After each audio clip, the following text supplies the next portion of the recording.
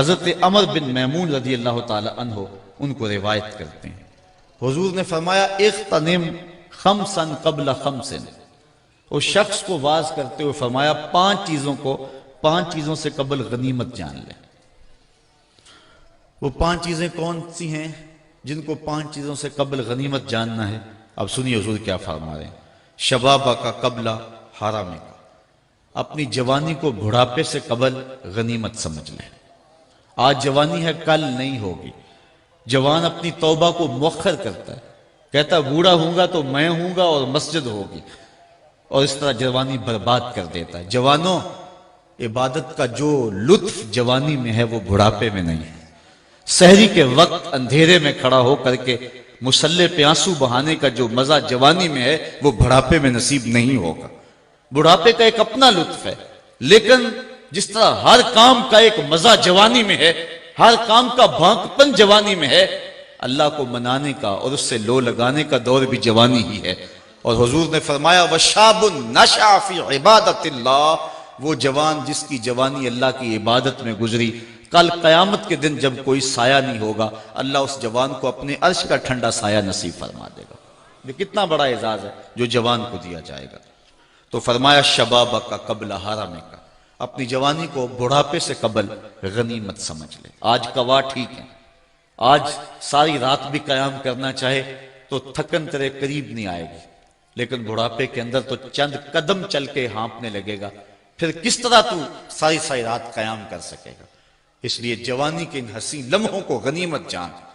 جوانی مستی کا نام نہیں ہے، چوکوں اور موڑوں پہ کھڑا ہونے کا نام نہیں ہے، دہلیز محمد کی غلامی کا نام ہے، حضور کی چوکھٹ کی نوکری کا نام جوانی ہے۔ اقبال کہتا ہے شباب اپنے لہو کی آگ میں جلنے کا نام۔ آؤ جوانی کے مقصد کو سمجھیں، اس وقت امت کو جوانوں کی ضرورت ہے۔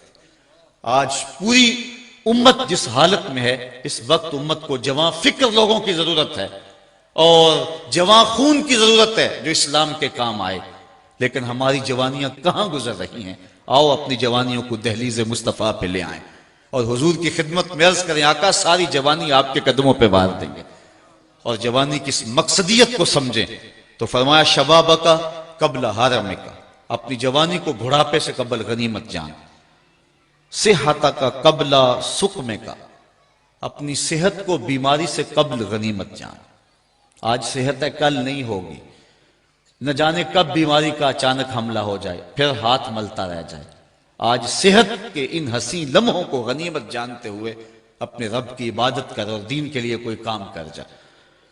وغنا کا قبل فقر کا، اور تیسری بات فرمائی غنا کے دور کو، خوشحالی مالداری کے دور کو، غربت اور فقر و فاقہ کے دور آنے سے قبل غنیمت جان لے۔ آج تیرے پاس دولت ہے، دولت نے کبھی کسی کے ساتھ وفا نہیں کی، ہو سکتا ہے کل تو کنگال ہو جائے۔ جو کروڑوں میں کھیلتے تھے وہ کوڑیوں کو ترسے۔ اس لیے آج تیرے پاس دولت ہے، آج اس سے فائدہ جو حاصل کر سکتا ہے کر لے، اللہ کی راہ میں جتنا لٹا سکتا ہے اس کو لٹا دے۔ وغنا کا قبل فقر کا، جب فقر آئے گا پھر ملے گا، میرے پاس ہوتے تو میں یوں کرتا، جب تھے اس وقت کیوں نہیں کیا۔ چوتھی چیز فرمایا وفراغ کا قبل شغل کا، فراغت کے دور کو مصروفیت کے دور سے قبل غنیمت جان۔ آج فراغت کے لمحے ہیں، آج تیرے پاس وقت ہے، کل تو وقت کے لیے ترسے گا، مصروفیات بہت ساری ہوں گی، پھر کہے گا وقت ہوتا تو میں یہ کام بھی کر لیتا۔ آج وہ کام جو تو بڑھاپے میں جن کے لیے ترسے گا، آج اپنی فراغت کو مصرف میں لے آ اور اپنے وقت کی قدر اور اپنے وقت کی قیمت جان۔ حضرت امام ابو بکر بن داسا علیہ رحمہ فرماتے ہیں کہ میں نے حضرت امام ابو داؤد سے سنا، وہ کہتے ہیں کہ میں نے حضرت نبی رحمت صلی اللہ علیہ وسلم کی 5 لاکھ حدیثیں جمع کی، پھر میں نے ان کا خلاصہ تیار کیا تو میرے پاس بچی صرف 4000 حدیثیں، ان کا بھی خلاصہ تیار کیا تو میرے پاس رہ گی صرف 800 حدیثیں، پھر میں نے ان کو بھی جب ملخص کیا، ان کا بھی خلاصہ تیار کیا تو میرے پاس صرف 4 حدیثیں رہ گئیں، اور کہا یہ مدار دین ہے، یہ اساس اسلام ہے، یہ اسلام کی جڑ اور اسلام کی بنیاد ہے۔ ان میں سے ایک حدیث انما الاعمال بالنیات، دوسری حدیث ان الحلال بین و ان الحرام بین، حرام بھی واضح حلال بھی واضح، اس کے درمیان کچھ شبے والے امور ہیں، جو شبے میں پڑ گیا حرام میں پڑ گیا۔ اور تیسری حدیث، من حسن اسلام المرء ترک ما لا یعنی ہے، آدمی کے اسلام کا حسن یہ ہے کہ وہ ہر بے مقصد کام کو چھوڑ دے، ایک ایک لمحے کی قدر کرے، ایک ایک ساتھ کی قدر کرے۔ وہ کہتے ہیں وقت ضائع نہیں ہوتا، اوروں کے کام آ جاتا ہے۔ آج ہم نے بحیثیت امت مسلمہ اپنا وقت کھو دیا اور دشمنوں کے کام آ گیا۔ آج ہم کار مذلت میں ہیں۔ ہم نے فراغت کے ان لمحوں کو جو اب بھی میسر ہیں غنیمت جاننا ہے۔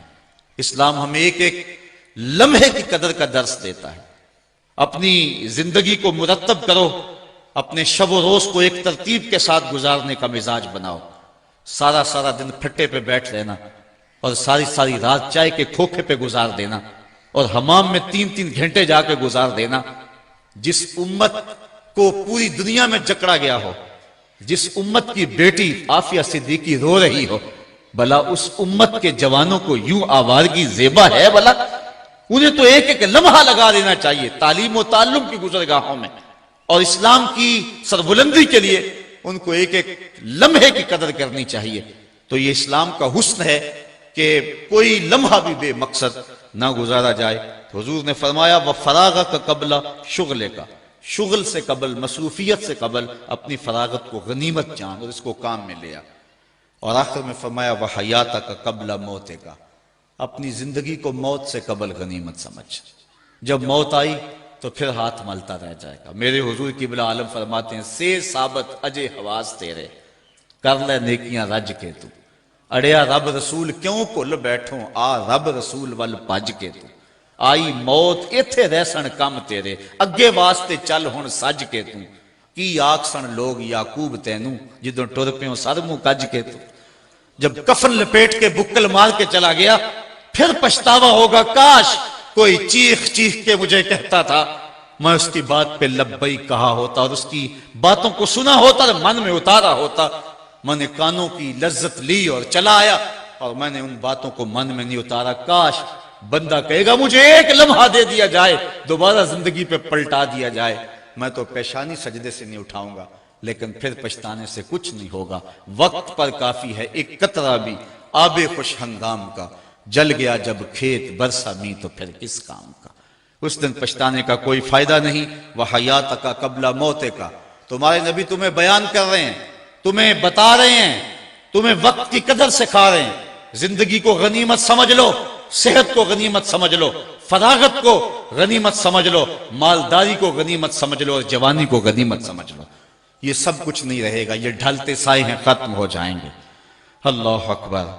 آئیے حضور کا ایک اور فرمان دیکھتے ہیں جس کو روایت کرتے ہیں حضرت ابو کبشہ انماری رضی اللہ تعالیٰ عنہ، انہو سامع رسول اللہ صلی اللہ علیہ وسلم، کہتے ہیں یہ بات میں نے حضور سے سنی ہے۔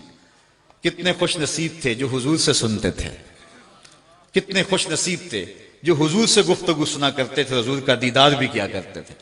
حضرت ابو ذر غفاری رضی اللہ تعالیٰ عنہ فرماتے ہیں سمیت و بے اوزو نہیں، لوگوں میں نے حضور کی یہ باتیں اپنے ان کانوں سے سنی ہیں۔ کتنا ناز ہے انہیں۔ استاد ذوق نے اپنے شاگردوں کو کہا تھا آنے والی صدیاں تم پہ ناز کریں گی اے لوگو، تم نے ذوق کو دیکھا، تم نے ذوق سے باتیں کی ہیں۔ وہ کہتا زمانہ کہے گا یہ لوگ ذوق سے ملتے رہیں، استاد ذوق سے باتیں کرتے رہیں۔ یار جو استاد ذوق سے ملا ہے، آج کوئی لوگ ہیں اخبار میں چھپتا جی میں قائد اعظم کو ملا ہوا، جو قائد اعظم کو ملا وہ تو ناز کرتا ہے، جس نے اقبال سے ملاقات کی ہے وہ ناز کرتا ہے، جو استاد ذوق سے ملا ہوا ہے وہ ناز کرتا ہے۔ پھر وہ کتنا ناز کرتے ہوں گے جنہوں نے اپنی آنکھوں سے جمال محمد عربی کو دیکھا تھا۔ اس لیے وہ کہتے تھے لوگوں ہم نے ان کانوں سے حضور کی باتیں سنی۔ اور حضرت ابو طفیل اونچے ٹیلے پہ چڑھتے ہیں، 110 ہجری میں فوت ہونے والے سب سے آخری صحابی، ایک ٹیلے پہ چڑھ کے لوگوں کہنے لگے لوگوں میری جانب آؤ، میرے علاوہ کوئی نہیں ہے جس نے حضور کو دیکھا، صرف یہی آنکھیں رہ گئی ہیں جس نے جمال رسول دیکھا ہوا ہے، آؤ مجھ سے حضور کی باتیں پوچھے۔ لوگوں نے کہا صف لنا رسول اللہ صلی اللہ علیہ وسلم، اچھا پھر حضور کا حلیہ بیان کر دیجئے، اگر تم نے دیکھا ہے تو بتاؤ حضور کیسے تھے۔ تو پھر حضرت ابو طفیل حضور کا حلیہ بیان کرتے، 3 لفظوں میں حلیہ بیان کرتے ہیں۔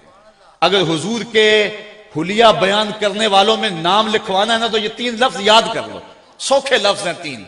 حضور کے وصافوں میں نام آ جائے گا، حلیہ نگاروں میں نام آ جائے گا، حضرت ابو طفیل کہتے ہیں کان رسول اللہ صلی اللہ علیہ وسلم ابیض ملیحا مقصدا، 3 لفظوں میں اولیاء بیان کیا، ابیض ملیحا مقصدا، ایک تو چٹے رنگ کے تھے، دوسرا حسن نمکین تھا، تیسرا ہر معاملے میں توازن تھا۔ یہ یاد رکھ سکتے ہیں نا؟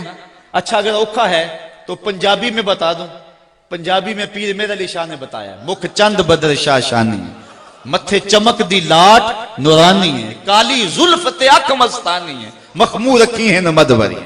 عربی میں یاد رکھ سکتے ہو تو عربی میں یاد رکھ لو، نہیں تو پنجابی میں یاد رکھ لو۔